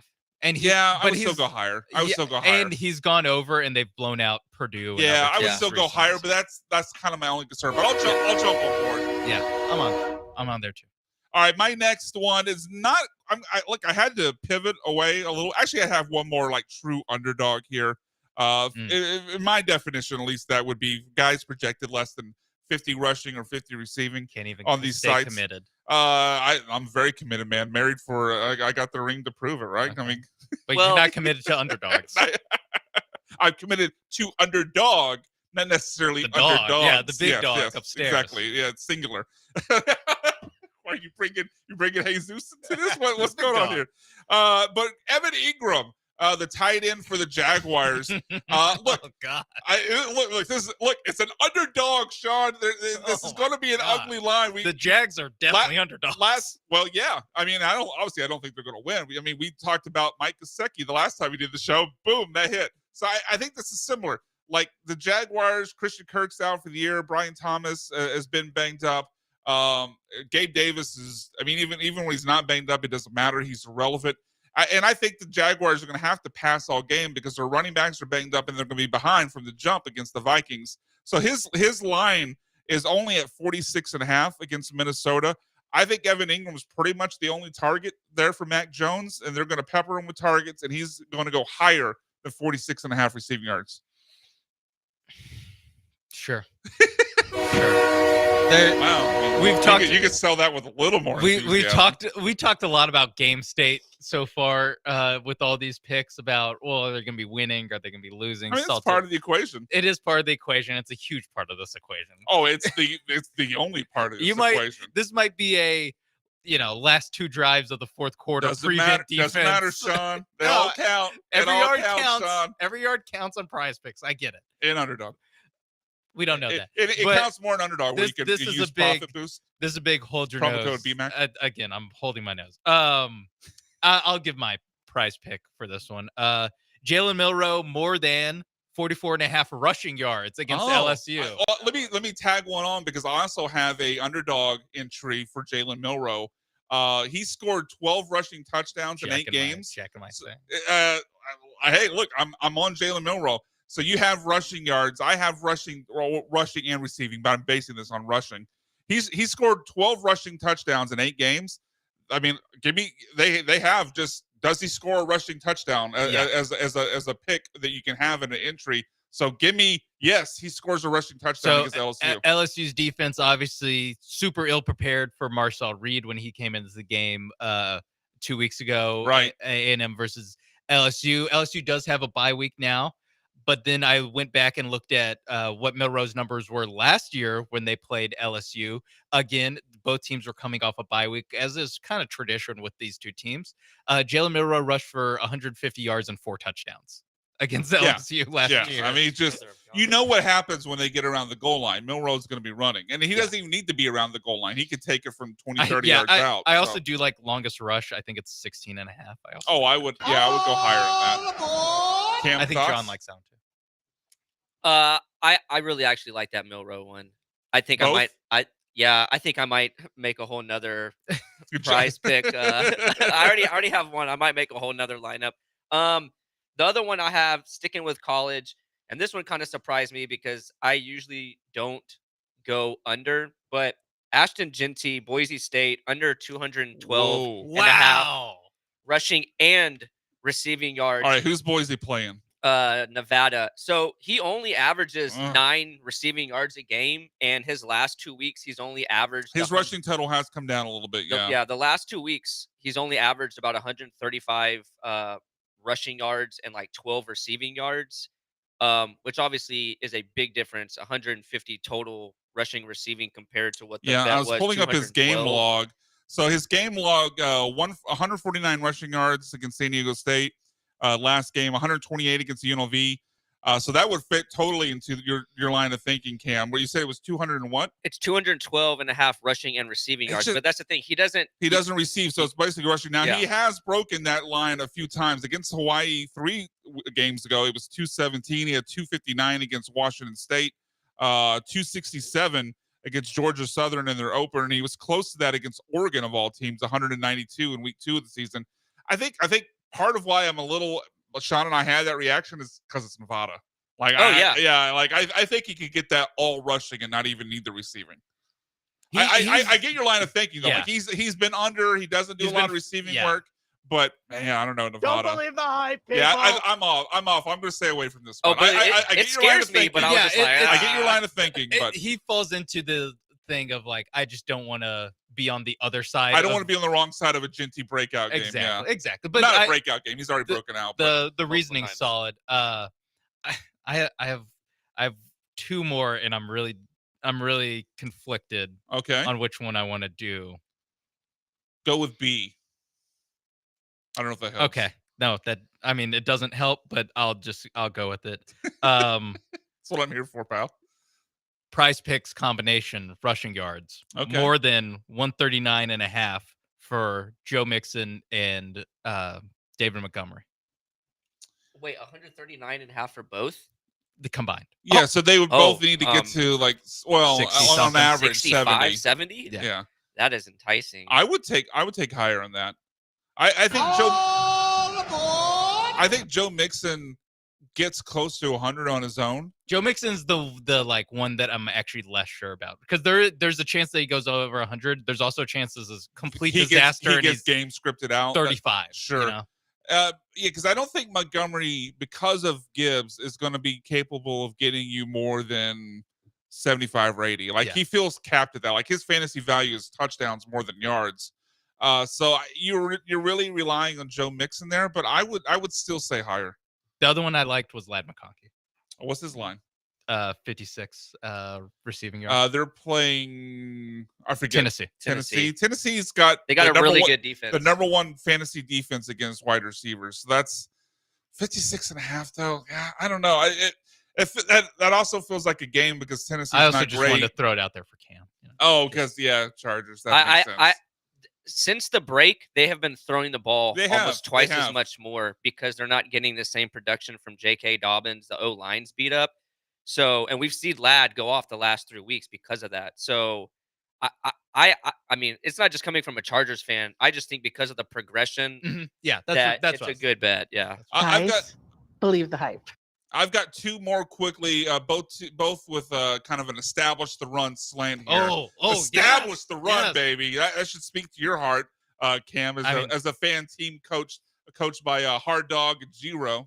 There it is, Sean. Sean immediately looked away as I brought up Hard we love Dog Jesse and Minter Giro. more down there now. Yeah, I got that in twice today. Well, how about that? But give me higher. These are actually both at 69.5 rushing yards. God. Nice. Well, I thought this was an underdog. Nice. This is on underdog. It is on underdog. No, but I thought these were supposed to be like less. Well, no, these aren't underdogs, but they're picks I would make on underdog. Promo code BMAC, BMAC. Deposit now up to $1,000 bonus cash instantly. But Aaron Jones higher than 69.5. Obviously, Minnesota playing the Vikings. That's a game script that's going to be positive in terms of the run game. Minnesota playing the Vikings. He did. I did. They're playing Minnesota playing the Jaguars. Thank you. The Sorry about that. Vikings. But point stands despite my slip up there. Aaron Jones. That's going to be a great. Oh, hey, look, Arch Manning's in 42-3 Texas. More. Yes, more than Arch Manning. Aaron Jones. I mean, that game script's going to be great for them. The Jags are a terrible run defense. They're going to be up, so give me higher than 69.5. And then same situation, exact same reasoning for DeAndre Swift. They're playing the Patriots. Patriots terrible run D. Game script's going to be in the Bears' favor at home. Give me higher than 69.5 rushing yards for DeAndre Swift. Yeah, I'm on both of those. I love rushing. Yeah, of course, establish a bet. All of mine were rushing.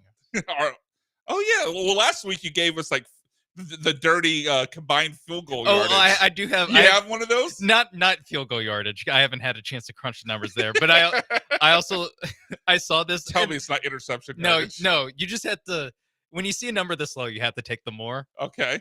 Jared Goff more than 1.5 rushing yards. All you need is one scramble where he gets 2 yards. Has or a anybody tush done push? Like a there's receiving a lot one? of ways to do. But then he can lose it when they kneel the ball down. Damn it. So I disavow this one. Okay. I mean, all right. I'm glad we solved it's that. That's actually a pretty funny valid point, though. Yeah, it is. I mean, they're probably going to have at least Yeah. three No, kneel downs. He's going to lose a yard and a half on each of those. Have At we least done a it's a flex receiving one play. yet? Huh? Have we done a receiving one yet? No. Well, he he did mentioned Lad McConkey, McConkey. but- He mentioned Okay. Lad McConkey. And I mentioned Evan Ingram. So You did? So, yeah. Oh. Evan Ingram was my second one where Oh, yeah. Sean like just was totally distraught that I just- even mentioned the name of Evan Some Ingram. of these guys where it's like they've been cut from every fantasy team they've been on for Evan the last Ingram's 3 not years. been cut from every fantasy team. He had like 115 He was good. catches last year. Yeah, it was good last year.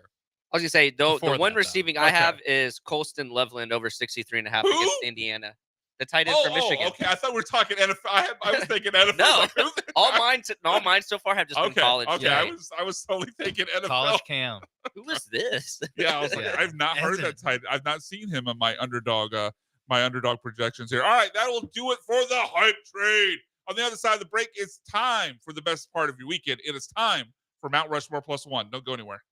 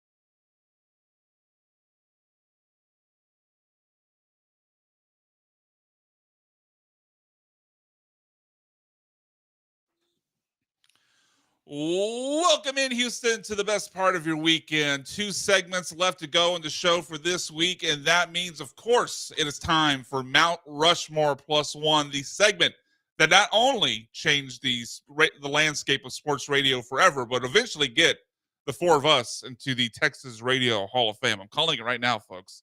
It's not going to take us 27 years like John Lance. No. Gee, I mean, we're going to do it half that Maybe. time. Yeah. I mean, we might be in before we get back on the air again. I'm just saying. A quick programming note: I will not be in next week, but Joe, Sean, and Cam will be out at LaBerge, Lake Charles, at LaBerge in Lake Charles. Finally, at their casino. Cam gets to make the trip for the first time with 2 shows next weekend. 2 time. Saturday at noon to 2, and then on Sunday from 10 a.m. to noon.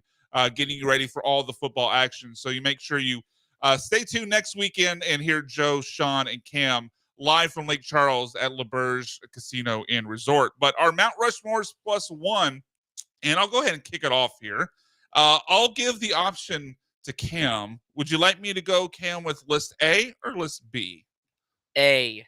All right. So this comes off a conversation. I don't remember exactly how we got to it, but I think we got to mention at one point, and I don't remember why, but the Rockets in 2018 and their 27 missed threes, and kind of like the heartbreak of that moment. And so it spurred the idea. Good pick, Cam. God. Real bummer. You are a real hater, Cam. Like, I mean, you were crapping all over your Cougs 2%er a couple segments ago, and now this. It's unbecoming of you, Cam. That's all I'm going to say. They crapped on themselves first. So they beat a top 20 team. They beat the number 16 team of the nation, kid. Yay! Nothing pleases Cam. Nothing pleases Cam. Standards so high. All right, but that spurred the idea for me for like my Mount Rushmore Plus One will be titles we should have had, and we obviously being teams that I rooted for, teams that I've rooted for that I felt like, man, they really should have won the title that year. And obviously, as I mentioned, the Rockets in 2018 is one of them. Now, obviously, that was in the Western Conference Final, where Chris Paul injured his hamstring when the Rockets were up 3-2 on the Warriors. But I think we all agree for the most part. I don't think anyone disagrees that the Rockets, even without Chris Paul, in the next 2 games were up at halftime. It took 27 missed threes for them to lose game 7. I think they would have beaten the Warriors. I don't think there's a lot of disagreement there. At worst, the second best Rockets team of all time. Ooh, okay, for future conversation. And then they would have had to. Saying they should have won the title means they would have had to beat LeBron, and obviously that's no cakewalk. But LeBron's lost 4 or 5 finals, and that was not by far not the best Cavs team of that run. That was not a great Cavs team, and it was an injured team too. So I think they would have beat the Cavs and LeBron that year. And the Warriors 1-4. Yeah, exactly. So I think has Chris Paul not injured his hamstring in Game 5.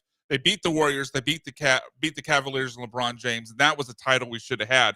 My next one on titles we should have had. This is for the Longhorns out there, both in 2008 and 2009 for different reasons. Obviously, in 2008, this was when the Longhorns beat Oklahoma 45-35 in the Red River Shootout, lost to Texas Tech, and because of a bad application of tiebreakers in the Big 12. Despite them having the same end of season record at 11-1 with Oklahoma, even though they beat Oklahoma on a neutral field, went ahead of them to the Big 12 title game and then got the spot in the not in the Big. Were they in the Big 12 title game? No, yeah, Texas. No, 2008. No, they were not. So they get to go to the Big 12 title game on tiebreaker, and then they eventually face Florida and lose. I think Texas. And Oklahoma played that Florida team close, too. It was like, I think it was 21-14 was the final. I think Texas would have won. And then 2009, obviously against Alabama. Tougher case to make, even though they were in the national title game. But Colt McCoy injures his shoulder on the second series of the game. They're up 6-0 when he leaves. And Garrett Gilbert had the ball with a down 1 score with a chance to win the fourth quarter. I think Colt McCoy stays healthy for that entire game. He does even better than obviously Garrett Gilbert, who turned out to be a disaster before he transferred to SMU, and that is another national title for the Texas Longhorns. Next one, titles we should have had. I think this one is the easy case to make. Astros 2019. Yes. I mean, whether it be putting Garrett Cole, whether it be leaves that Greinke in, regardless, the answer was not what AJ Hinch did. and that was a title the Astros absolutely should have had. Sean, you mentioned like second best Rockets team in 2018. That was the best Astros team I've seen, and they didn't win a title. They should have won a title. Next one, this is kind of a combo and a little bit more of a reach, but I will say Rockets in 1997, where they lost in Game 6 of the Western Conference Finals to the Jazz on the walk-off shot by Stockton when Karl Malone absolutely bear hugged. I knew you were going to bring this one I up. will always bring it up. I was traumatized by that BS. He bear hugged Clyde Drexler. Stockton got open, hit the game winner. That should have gone to Game 7. Now, they would have had to go on and face the Bulls in the finals, which is why it makes it a harder case. I mostly want to say it because we finally would have got an answer to. The Rockets were good in the regular season. They were. That's what I've heard, at least. That's what we've heard. The other one was not alive. The other part of the split was Astros 2015, where they blow. They're up 4 runs in the 7th inning on the Royals, the eventual World Series champion. ALDS. In the ALDS. The governor tweets out, "Congratulations, Astros, to advancing to the ALCS." And Astros Rangers. And then they blow it, and obviously they lose the series. They lose the game. They lose Game 4. Have to go back to Kansas City, and then lose in Game 5. I mean, obviously it's a much tougher case to make because they would have had to win 2 additional series after that. But they obviously should have eliminated the Royals. They're up 4-0 in elimination game, and blew it in the 7th inning. Or up by 4 runs in the 7th inning, that is. And that team that they lost that to then went on to win the World Series. And then lastly, this is for the wrestling fans out there. Razor Ramon should have had a world championship in WWF is all I'm saying. I knew that. I knew there was going to be a wrestling. I could have before this list started said there's going to be a Texas football one. There's going to be a wrestling one. There's going to be 97 Rockets. I could have told you Okay, well, you have me pegged correctly. Razor Ramon should have been a world champion in WWF. It was a shame he never was. That was my Mount Rushmore of titles we should have had. Sorry for eating up a lot of time there. Cam, what do you got? Okay, so the other... Cam's just moving right along.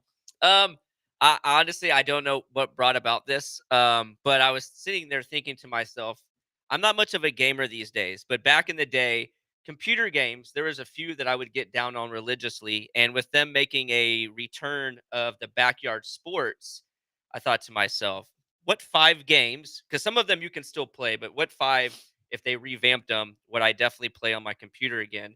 To start, Age of Empires 2. Nerd. The second one has to be the second one. That was my favorite one. Backyard football, backyard baseball. I loved some Oregon Trail. I don't. They actually did revamp. Did they revamp that? Yeah. That exists. But you can download that on Xbox. That's one. Well, see, that's the difference. That's one of those games where the lower the quality, the more if you can download on Xbox, you can download it on the computer because Microsoft has. Anyway, I don't want to get too deep into it. Yeah, you go buy an Xbox. No. Nerd. Again, you didn't listen to me. You can play it on your computer. If you have, unless you're using an Apple, aren't you? Yes. Okay, yeah, you'd have to have a Microsoft computer. Oh, oops, don't have that. And then Twisted Metal. Ha, love Twisted Metal. Now, have you watched the TV show on Peacock? Absolutely, I have twice. Love Twisted Metal. Like, that was quite the sell. Laugh to yourself. Like, man, damn, that was a good entry on my list. I cracked myself up. That was a great amazing. Game. All right, main event this bad boy. Mount Rushmore +1 of ideas I'm sure, or I'm convinced I had before they happened, but I had. I love this. Okay, because I think we all have them. Please hit me. I 100% invented Uber Eats in a college dorm room. Like 6 months before Uber Eats became a thing. I definitely did that. I remember explaining to my friend, it's like, no, it's like Uber, except the food is you. And then your house is you. And you had the idea, but didn't get the credit for it. No, well, I had the idea, and then it came about so quickly after I had the idea. I was like, they also had to have been working. Like, I wasn't alone. Probably were working on it at the same time. Yes. Yeah, but I thought, I was like, I did it. That's how I make my millions. And no. People Mount Rushmore missed opportunities. It feels like not really. There's some of them. They're not all $1 million ideas. I had the idea about why don't you just zoom into a talk show before I knew what Zoom was. It always blew my mind that like Tom Jackson or whatever would fly to Connecticut to do 2 shows a week and then fly back home. I was like, he should be able to just do this from his house. I don't know why he has to fly to Bristol, Connecticut to do a Sunday NFL countdown and then Monday NFL countdown. And then that's it. And the fastest and the blitz. They should have been able to do that long before they I did. just It really that is like, because now you see like Mina Kimes is never in studio. Yeah. But that didn't really start to become COVID. a thing until COVID. Yeah. And then some of them have never gone back. Mm-hmm. Yeah. So that was an idea I had, and yes, eventually we're forced into it, but I Sean, went. you should be a millionaire multiple times over. Yes. Nest thermostats. What? You're taking credit? Well, just the idea that you should be able to. There's a lot of hubris in this segment right now. I remember on like long trips that I would take with my family, that before we leave, my parents would not turn off the AC, but would turn it up to like 80. Right, so it doesn't run as much. But then when you get home, the first like hour you're home, you're sitting in a house that's 80 degrees because you had to get home and then turn the AC back down. Right. I remember thinking, wouldn't it be great if you could just do this like 30 minutes before you get home, you start lowering the temperature. Now, we didn't have iPhones. We didn't have, I don't even think Wi-Fi. What year is this? Probably when I was like 10, so like 2006. Yeah. Okay, 2006, 2007. Yeah, it feels like John, Cam, like we need Sean. Next time you have, so like, man, we should really be able to do this. Like, hit us up. Let's maybe get a little investment going. I do agree with your temperature one because I can change it. My apartment on your phone. On my phone. It's such a great idea that I was too busy being in 5th grade to work on. The Golden Bachelor was an idea. What? I thought you hated the Golden Bachelor. No. I hate this version of it. But my idea was better, where you have the 50-year-old bachelor, and then you have like 20 age-appropriate people, but then you also have like 10 25-year-olds too. Wow. So how many options do they have? I think they start with like 30. Holy. Do they really? They start with 30? Yeah, 25, 30, something like that. Wow. So the yeah, whole classroom. That's what a weird way. That's a weird way to think about Let's it. blow past that. Oh man, master's program. Okay. All right. But the put it in reverse, Tim. Exactly. Yeah, I thought my idea was way better, where you would have all the old women hate the young women because the man would choose. You just want the confessional sessions where the the drama. old women are just catty against. It's so much just the toxic it's so drama. much funnier. Yes, It's so much better TV than like, well, I want a second chance at love, and I also want a second chance at love, and I also want to say no. I want someone who's like, this guy's rich. I want to marry him. Yeah, I don't care that he's older than my dad. You want to see the thought process play out. Like, I'd love a second chance of love, but I'd also love like to bang that 26-year-old. Exactly. Brian, you could not have said it better. Give him a chance to Bill Belichick. Yep. Last one. It's a turn. Okay. Doritos Locos Tacos. Oh. From Taco Bell. You had the idea for this? Yeah. Because I remember having nachos with a Dorito and being like, Doritos go perfectly with Mexican food. They go perfectly with it. You really should start writing some of these thoughts down. I really should. Now, like having pitch meetings. Now, a lot of them would be either impossible or impractical. But yeah, no, I think that one's very practical. Yeah, I mean, yes, that one is practical. I mean, you kind of already did I don't know how to do it. Deconstructed form. Yeah, I just don't know how to make a taco shell out right. of I'm just saying, you chips. kind of already did it with the deconstructed form. All right, that'll do it for Mount Rushmore plus one. Man, we need to make some money here with Sean's idea. Sean, write this stuff down. I can probably make another one too.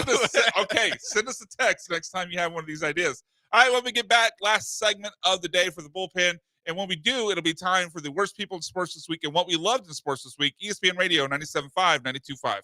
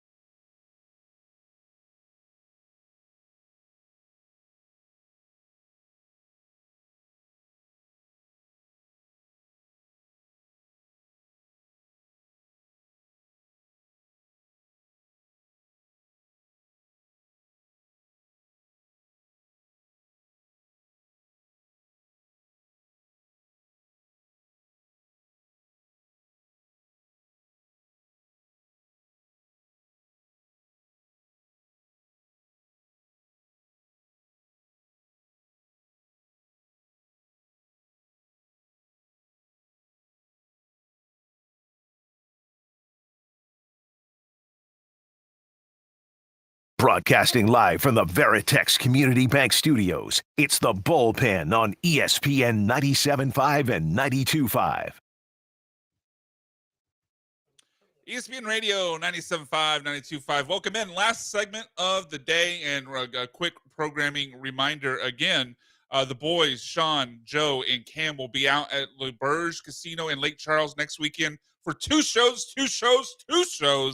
Saturday, 12 to 2, and Sunday, 10 a.m. to noon. So make sure you catch the guys next weekend. But as we do every week, let's finish the show with our worst people in sports this week and our favorite thing, the thing we loved from sports this week. My worst person in sports this week is the bad booking for this Auburn team, Auburn basketball fight that happened on the plane. Look, I have no problem with the fighting, but guys, you can't do it off of TV. This would be like the WWE switching champions on a house show with 100 people seeing it. No, you save the fight for TV, for revenue. You got to wait till you get inside Hell in a Cell. Look, Auburn, if you want to fight on the plane or if you want to fight each other, fine. Don't fight it on the plane where no one sees it. Wait till you're here at Toyota Center facing the Houston Cougars with like 15,000 people in attendance. That's when you give us the fight. Yeah. Terrible booking by Auburn. That was pretty selfish. Yeah, WWE lucked out last year when The Rock fought Cody Rhodes after the show. They're lucky that they had some cameras still rolling. Very lucky the cameras were still rolling. But Auburn obviously was not that lucky. Bad booking. Bad booking. What do you guys got? Cam, you want to? Well, mine kind of ties in together, good and bad. It's not so much a worst person. It's more of like a bad thing. So as much as I love what Saquon Barkley did the other day with his run and going jumping backwards. Yeah.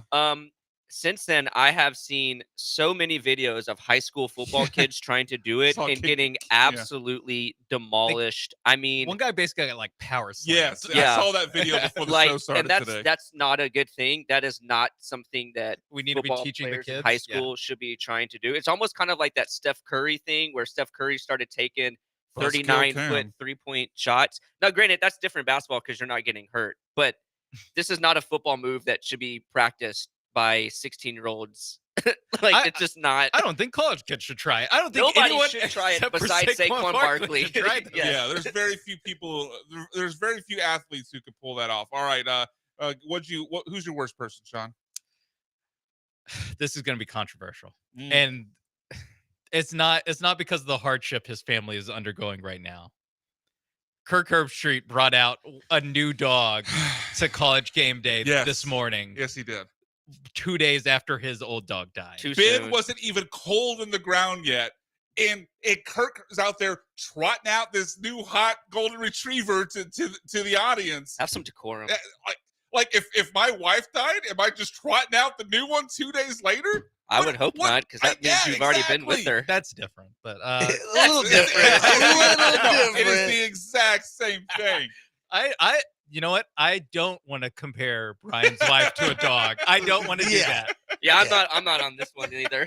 Brian can say whatever you want. Brian's not Ted Cruz. Oh, well, okay. I haven't won several elections in a row either. But yeah, like this is so weird. Not only is it weird that it's so soon.